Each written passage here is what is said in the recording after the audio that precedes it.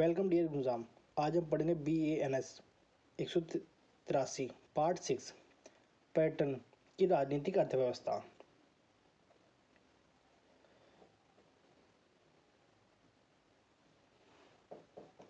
राजनीतिक आर्थिक दृष्टिकोण।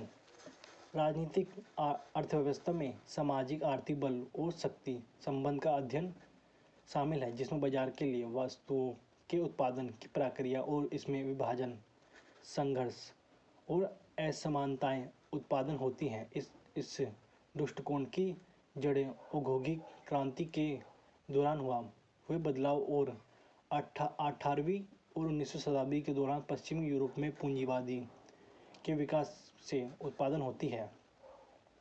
अपनी शुरुआती दौर में राजनीतिक अर्थव्यवस्था का अध्ययन, जैसे कि इसके संस्थापक विचारों जैसे एडम स्मिथ, डेविस रिकार्ड और J.S. मिल ने औद्योगिक समाजों के सामाजिक संगठन पर पूंजीवाद के प्रभाव पर प्रकाश डालकर किया था।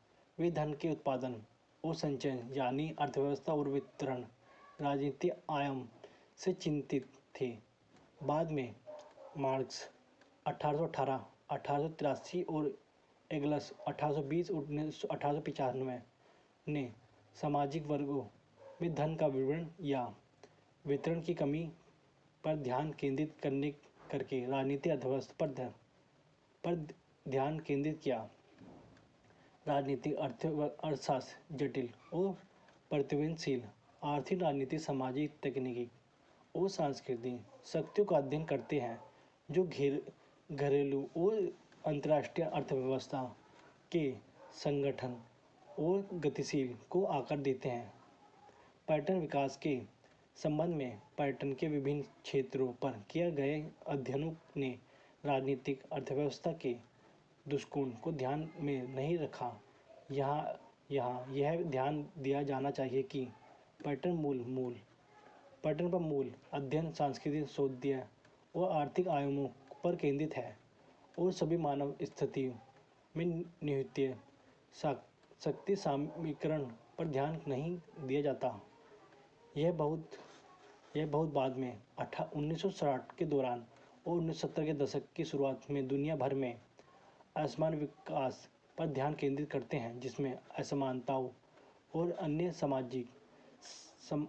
सामाजिक समस्याओं को केंद्र में रखते हुए प्रमुख के स्थान पर विकसित सिद्धांत पर महत्वपूर्ण शोध किया गया। इसके साथ ही 1970 के दशक यक्स या टूरिज्म, बेल्जियम या ब्लाइंड 1973 और great tourism passport to development 1979 के काम से पैटर्न अध्ययन का एक महत्वपूर्ण विशेष किया गया।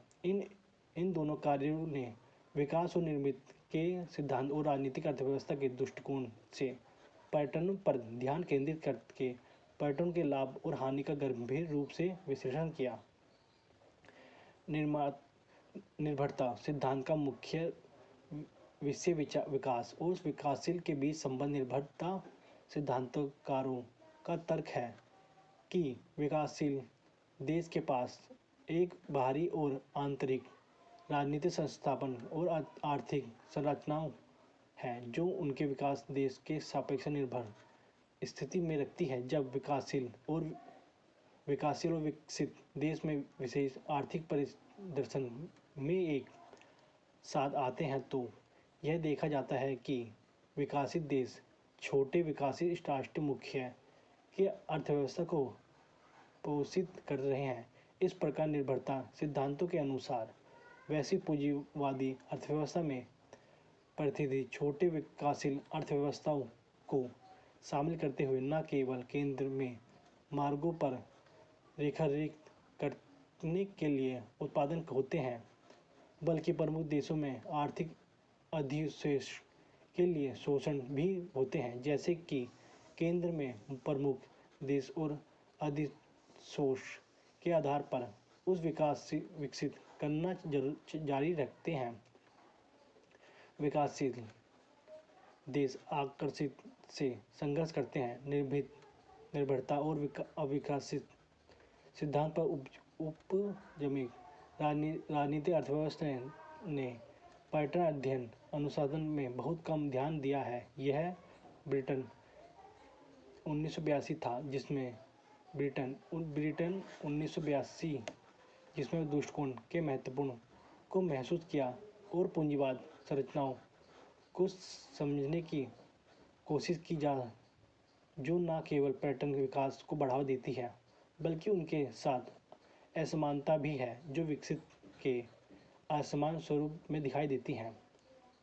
दूसरी ओर निर्भरता प्रतिमाह यह भी तर्क है देते हैं कि एक समाज में यह आंतरिक कारकों नहीं है जो अविकसित की ओर ले जाते हैं बल्कि यह बाहरी राजनीतिक संस्कारगत और सामाजिक आर्थिक संरचना है जो विकसित देशों के सापेक्ष एक निर्भर स्थिति में रखती है। बाकी थोड़ा देख लेना। पर्यटन और मूल गंतव्य नगरीय गतिशील।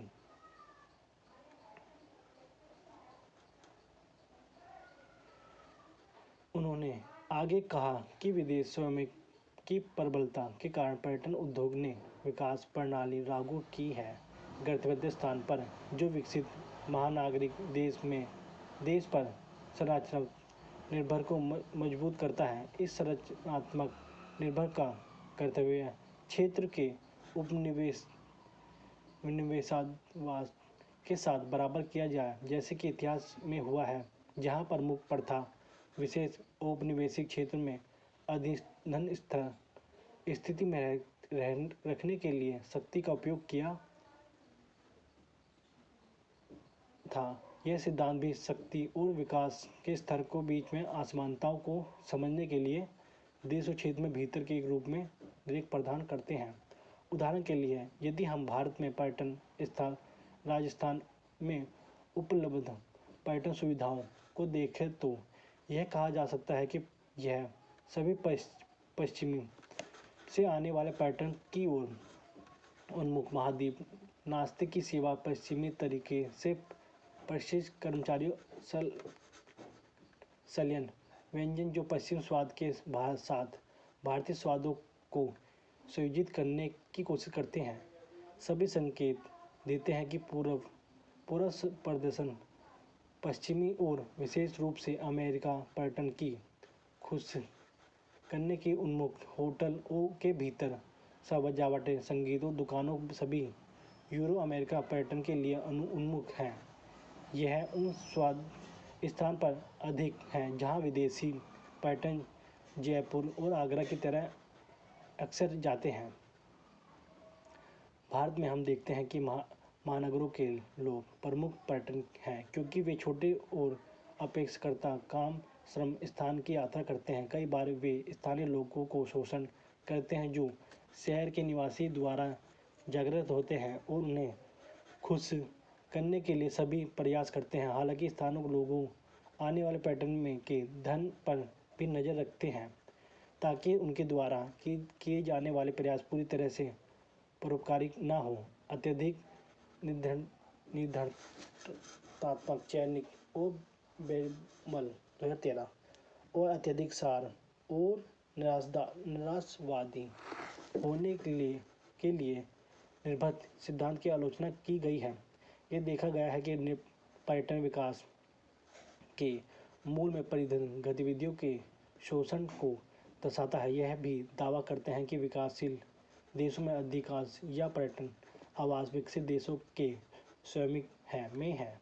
ऐसे उदाहरण हैं जहां आवास स्थान कंपनी के हाथों में है। इसके अलावा भले ही पर्यटन को खुश करने की कोशिश हो यह एक वास्तविक लक्ष्य के साथ किया जाता है।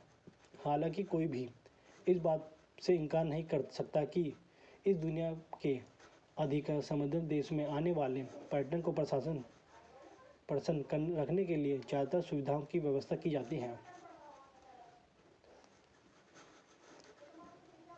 एक बार देख लेना।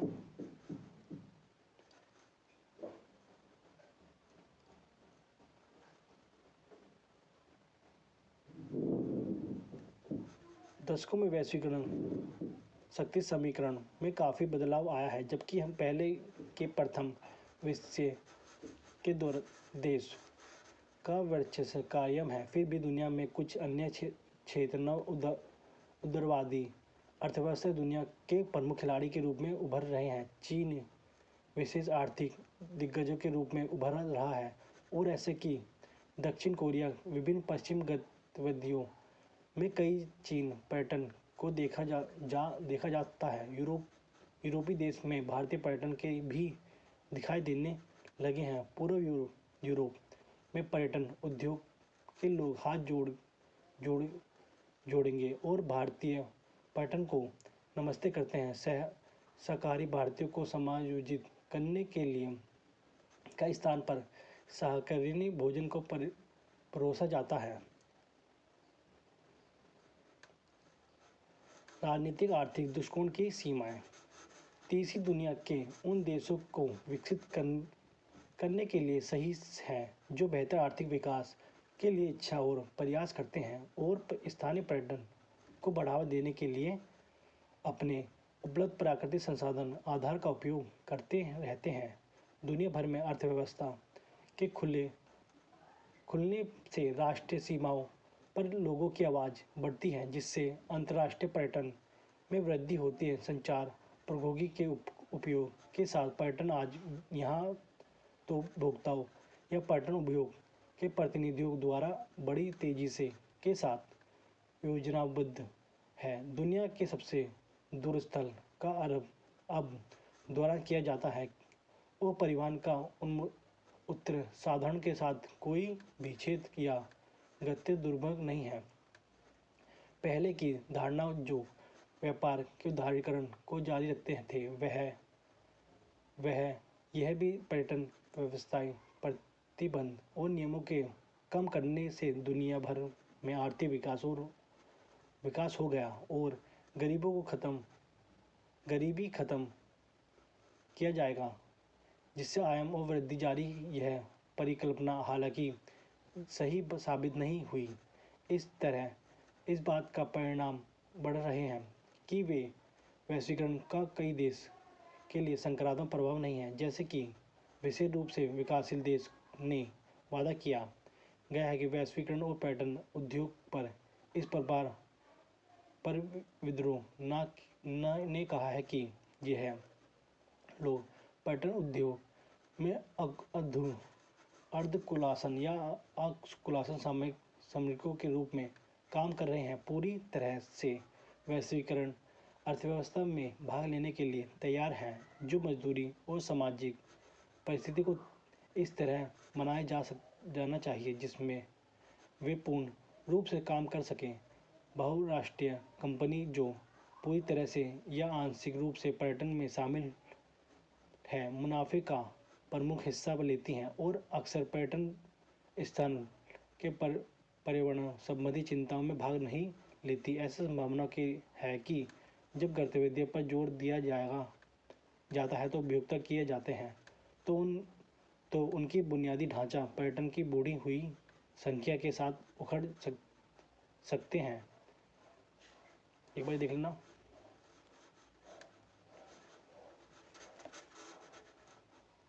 और बाकी क्वेश्चन देख लेना। आज की वीडियो ही समाप्त होती है।